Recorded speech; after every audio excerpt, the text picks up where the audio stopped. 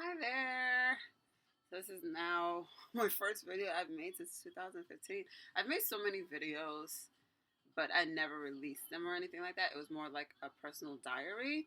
And then after watching Shameless Maya, it made me want to do another video. And then it also made me wanted to finally post it on YouTube.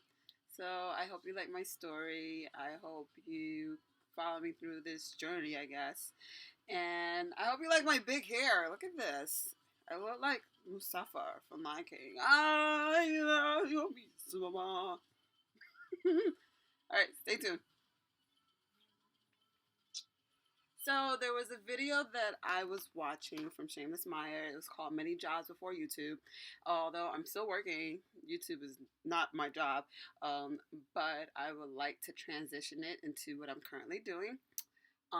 Just so for those of you who don't know, my name is Precious Patty, and I also go by Eyes of Patty B off of Instagram. But what I do is I am in production. And what I mean by production, I work in television, TV, and films.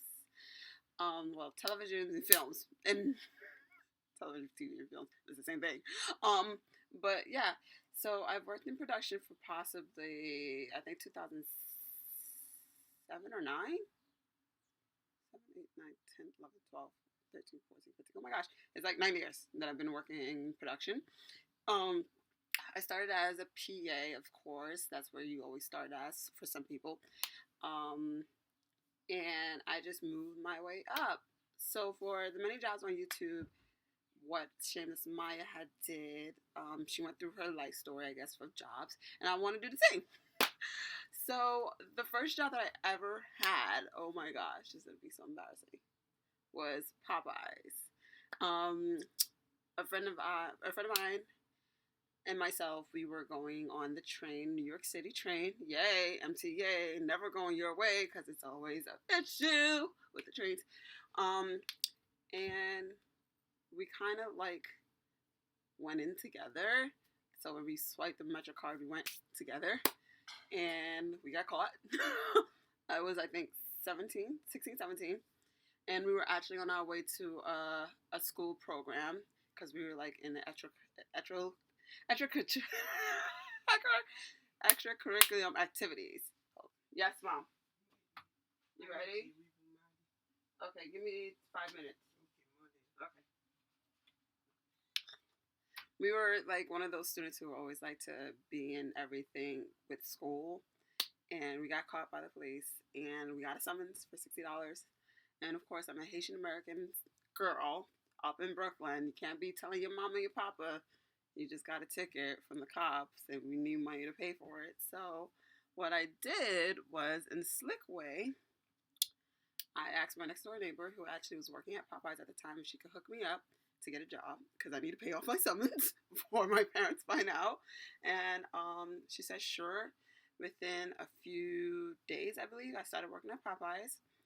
And then I stayed at Popeyes for almost a year. My parents hated that I was working, but of course I couldn't tell them for what reason why I really was working. Although I finished paying off the ticket, I still wanted money in my pocket. I was a senior. I was ready to, to get ready to do certain things, and I wanted to, have a lot of money in my pocket. And then after that, I left a while. And then I went straight into Target. There was a new Target that opened up around my way. So after going to the Target over there, I stayed there for about a year or so.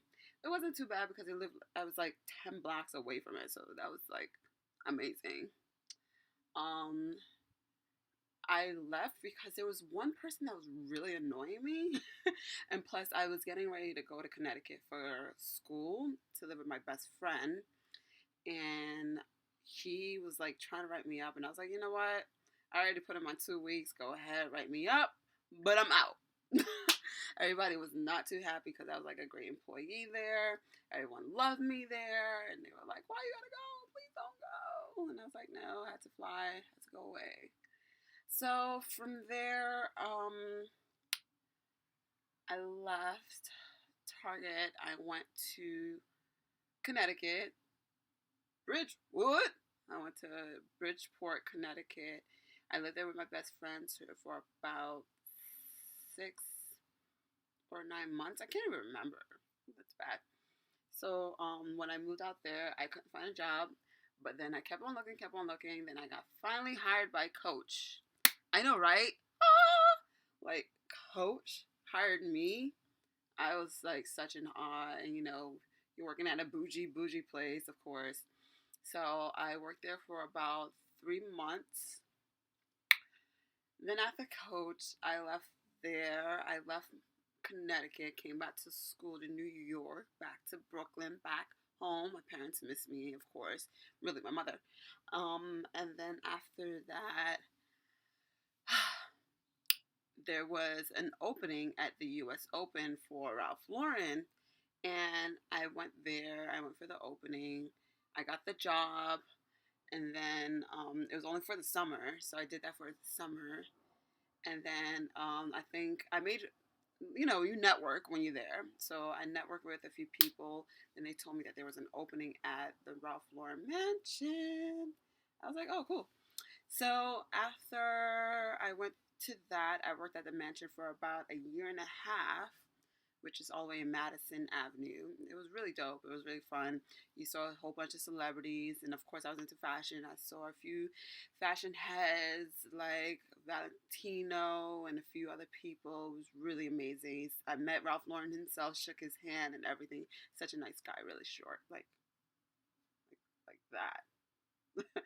And it was great. I worked there for a while, and a year and a half to say, and then after that, I was home for a while because I actually got let go. The economy went, so they let me go and said that my position is no longer needed. And I'm home and I'm watching TV, and I always knew since I was a little girl that I wanted to be in like the fashion TV behind the scenes type world. So I was watching TV, and my mother, she used to always watch 21, the WNYC channel, and it's like a lot of documentaries and stuff like that. So I would watch that channel, and what actually came up was this emblem sign that said "Made in New York," and